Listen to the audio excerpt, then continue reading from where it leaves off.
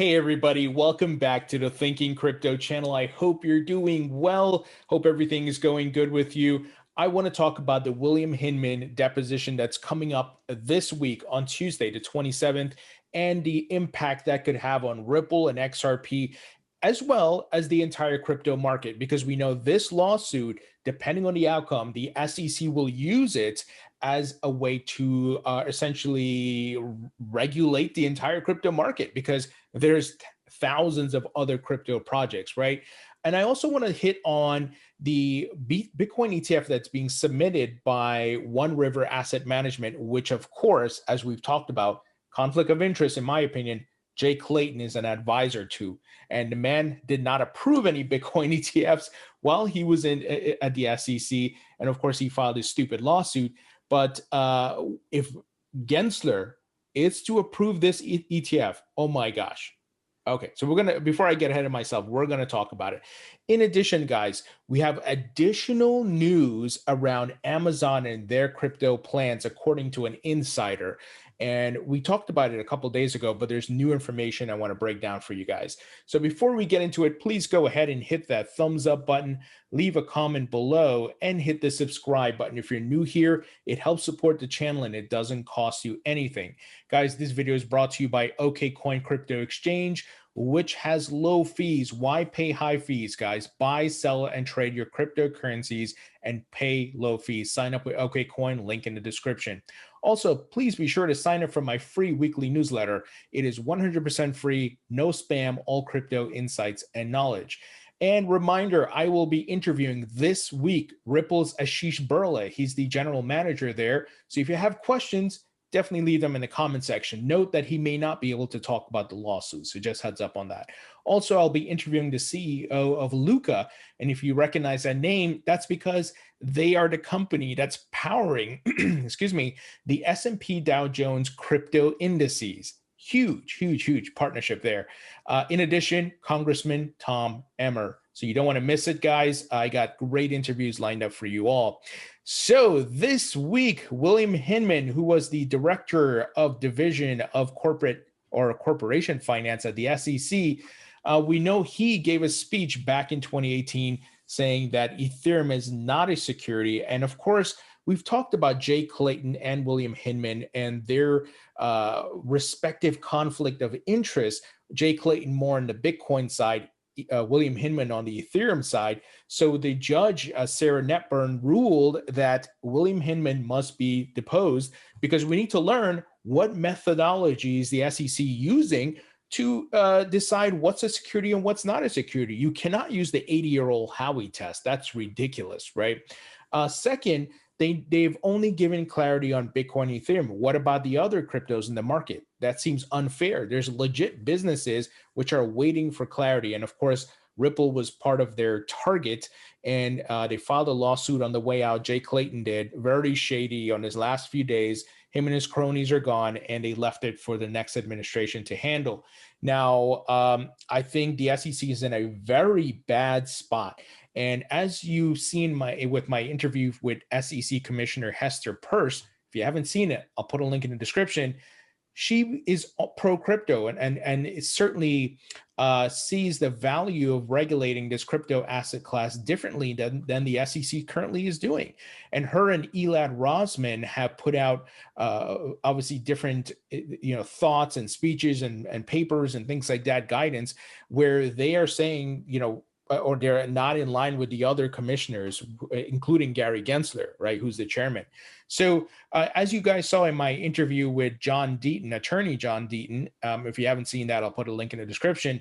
The SEC is in a very bad space here because how did Hinman operate outside of them? And now they're trying to say that he didn't, what he said is not official SEC notice, yet his speech is on their website.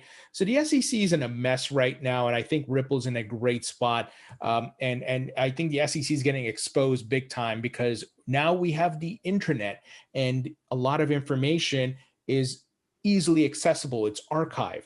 If we were doing this, before the internet, you had I don't think Ripple would have a chance because things are in the open now. There's more transparency, right?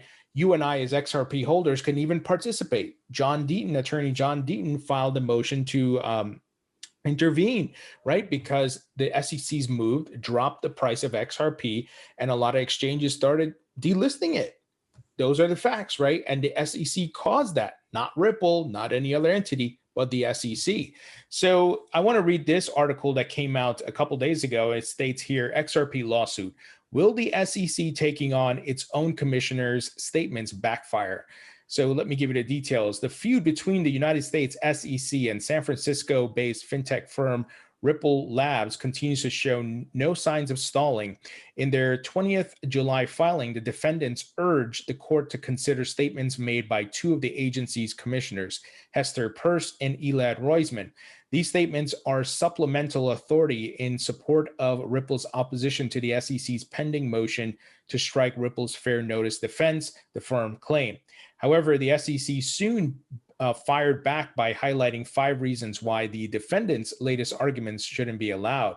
The individual defendants in the case, Brad Garlinghouse and Chris Larson, have now filed their own response. The two categorized the SEC's reply as going on to publicly rebuke these two commissioners' considered views that there is no clarity. The development in the question was first brought to the community's attention by attorney James Fillon. So obviously, there's no clarity from the SEC, as we talked about, right? Just Bitcoin and Ethereum have those, and the rest of the market is in the dark, right? Moving. And Ripple's defense is like, hey, where was the SEC back in even 2017? Why didn't they say anything then, right? Ripple even had a fine, I think it was from FinCEN or FINRA, one of the two. And they paid that fine and they moved on. Where was the SEC? No fair notice, right?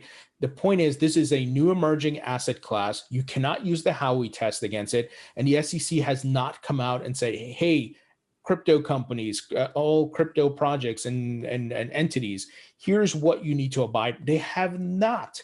They've been in the dark. There's only maybe small amounts, right, that you can pull here or there, but there's no official notice. That's why even Hester has put out her own recommendations for a sandbox, right? A regulatory sandbox. But has the SEC adopted it? No, because I think there's just some conflicts of interest here. Really, really messed up. But the good thing is Hester and Elad Roisman have been putting out information because, once again, they're pro-crypto, they're pro-innovation, and for clarity, and Ripple's being able, their defense team, their legal team is able to use this. But the SEC has been fighting back and pushing back against their the commissioner's statement. So it's really getting messy. And like I said, it doesn't make the SEC look good. I think they're in a bad spot. So according to the two, despite the SEC's assertions, there is a decided lack of clarity for market participants around the applications of securities laws to digital assets and their trading. With its response seemingly attacking the commissioner's statement, the SEC gratuitously attempting to re-argue its meritless and flawed position, it added. The defendants also stated that the SEC failed to prove or support its aiding and abetting charges. These claims require that the defendants knew or were reckless in not concluding that XRP was a security as long as 8 years ago. However, the response also countered the SEC's contending that charges against individual defendants should be decided based on the Howey test.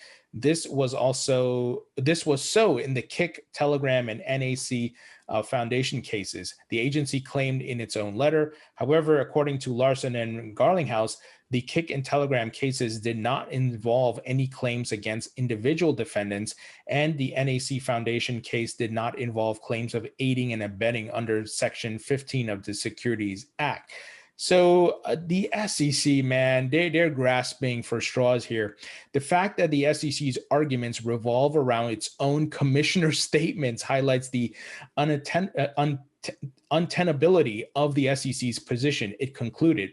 The crypto community was quick to acknowledge the said development, with attorney Jeremy Hogan tweeting the following: although the statement by Commissioners Pierce and Roisman was a blessing for Ripple, it is even doubtly so for the individual defendants, for which the SEC has to prove that they knew or recklessly disregarded securities laws. Expect to see Ripple's reply shortly. So a couple of things, guys.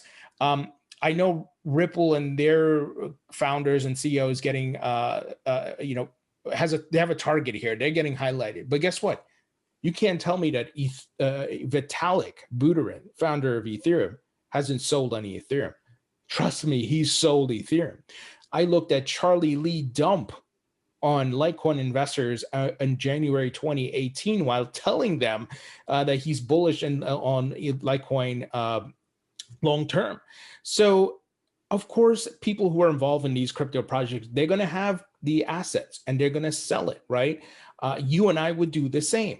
It's a matter of context. How much are they selling? When are they selling?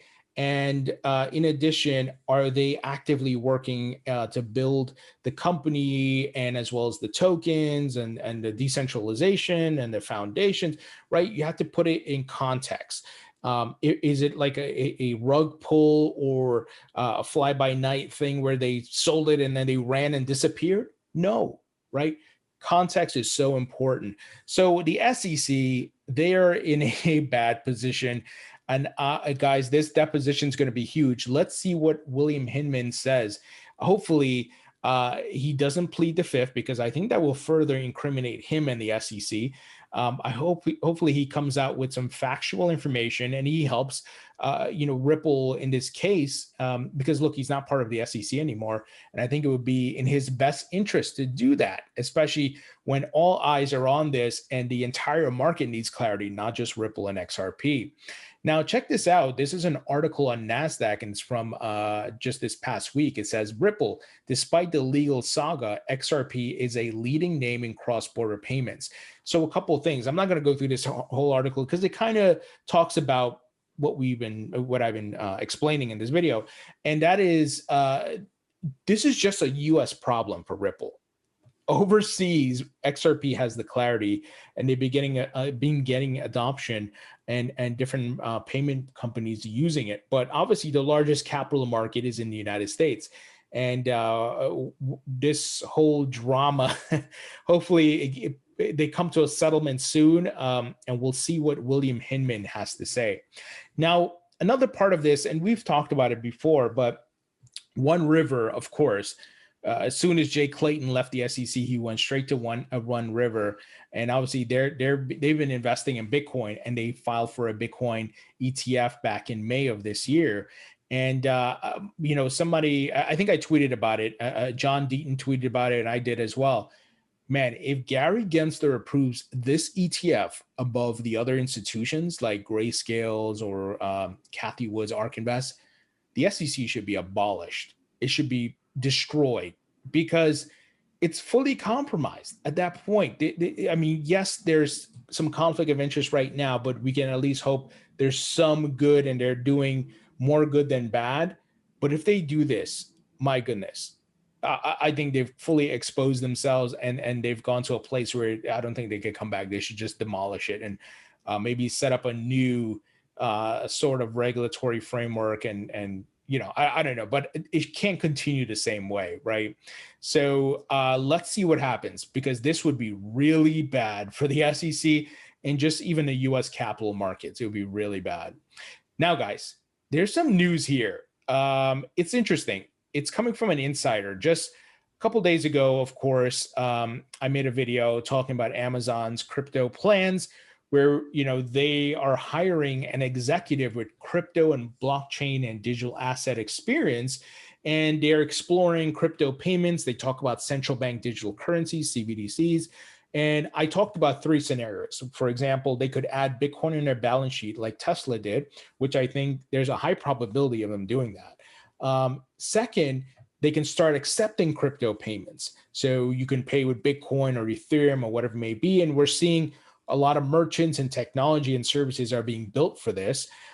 Third, they can launch their own coin, call it Prime Coin, attach it to the Amazon Prime service, and it's on the blockchain, it's distributed. They probably have to file with the SEC and whatever it is, and then it's on the open market. So that can really help boost the value of the company, because you have the revenue generating part, right? Their marketplace. Second, you have their stocks, right? And then you have a token. So they could have that triopoly, if you want to call it that, and that could really help boost the value of the company. So let me give you the details here. Amazon definitely lining up Bitcoin payments and token, confirms insider. Now, let's be real here, right? I'm going to keep it real with you guys. This is just a rumor because we don't have confirmation yet. Amazon has not approved it. We don't know who the person is, but I think there's some truth to this. I don't know if everything's entirely accurate, but let's go through it. Amazon is looking to accept Bitcoin payments by the end of the year and is investigating its own token by 2022, says an insider. The internet behemoth set tongues wagging over the weekend after publishing a job advertisement for a cryptocurrency and blockchain lead. The vacancy, clearly a signal the company is laying down a pathway towards cryptocurrency transactions, calls for someone who can leverage domain expertise in blockchain, distributed ledgers, central bank digital currencies, and cryptocurrencies.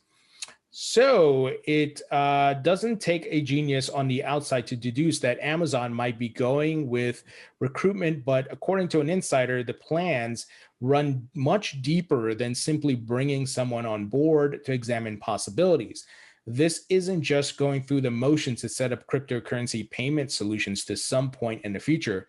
This is a full-on, well-discussed, integral part of future mechanism of how Amazon will work. It says, she told City AM. So sounds like the person's a female. Now, a couple of things. In my video from a couple of days ago, I talked about, if you look at Amazon's managed blockchain solutions, they highlight Ethereum as a solution along with Hyperledger Fabric. Also, going back in 2017, they bought the domains Amazon Bitcoin, Amazon Crypto, and so forth. You can try to go type those. They're taken, and this was this was covered in the news that they purchased these domains. So it is certainly not far-fetched to think that they are working on this, because this new emerging asset class is growing. They saw what PayPal did, right? PayPal offering crypto trading and all that. And I think a lot of different merchant services, you obviously have Square, you have BitGo, and all these different payment processors, ATMs are being set up. They're definitely going to look to accept crypto. And I think they, like I said, high possibility of putting Bitcoin in their balance sheet and launching that Prime coin. It would be in their best interest, right, as far as the value of the company. So the insider continues saying, it begins with Bitcoin. This is the key first stage of this crypto project, and the directive is coming from the very top, Jeff Bezos himself. The insider also explained that directors of the world's fourth largest company were keen to move towards ticking off other big cryptocurrencies once it had established a fast and secure method of Bitcoin payment. Ethereum, Cardano, and Bitcoin Cash will be next in line before they bring out 8 of the most popular cryptocurrencies online, she added. It won't take long because the plans are already there and they have been working on them since 2019. That I absolutely believe, because if you understand how companies work, right, when they make an announcement, they've already gone through what they're going to do. Nobody just wakes up in the morning and says, hey, let's do this, guys, and let's release some news or whatever. They've already spent years doing R&D and figuring out how this is going to work and how to monetize it and what's the revenue impact and what is the risk and what is the law and the regulation. They've already gone through this. And as I stated in my video a couple of days ago, Google is doing something for sure. I think Facebook as well. So all these big tech giants and different corporates, they're going to adopt crypto, guys. Paradigm shift is taking place with retail, corporates, institutions, and we're just seeing it every week. There's news of this adoption. I mean, obviously, this past week, JP Morgan, full capitulation, offering their clients crypto investment. See what's happening, guys.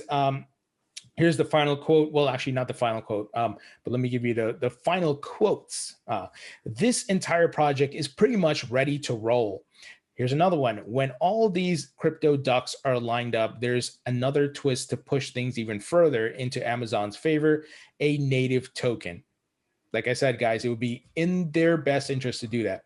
After a year of experiencing cryptocurrency as a way of making payments for goods, it is looking increasingly possible that we're headed towards tokenization. Absolutely. What we've been talking about on this channel for years. Full token economy, digital economy, everything will be tokenized on the blockchain, 24/7 borderless trading. It's happening. It is happening right before our eyes, guys. And we're lucky we're here early. We have bought the dips. Be patient, have a macro level outlook, and there's more to come. We gotta, this market hasn't fully matured yet. So you have to think about the maturation. And just go back and look at how Google and Facebook and Amazon and these big tech companies did in the dot-com boom and the success they had. But it didn't happen overnight or in 1 year or in 6 months. It took years. Now, I do think the crypto market is moving faster than the dot-com boom, but still you have to be patient, have a big long-term macro level view on this market. Guys, what do you think about this news? What do you think about the William Hinman deposition coming up this week? Leave your thoughts and comments, hit the thumbs up button, share this video. Thank you for watching, and I'll talk to you all later.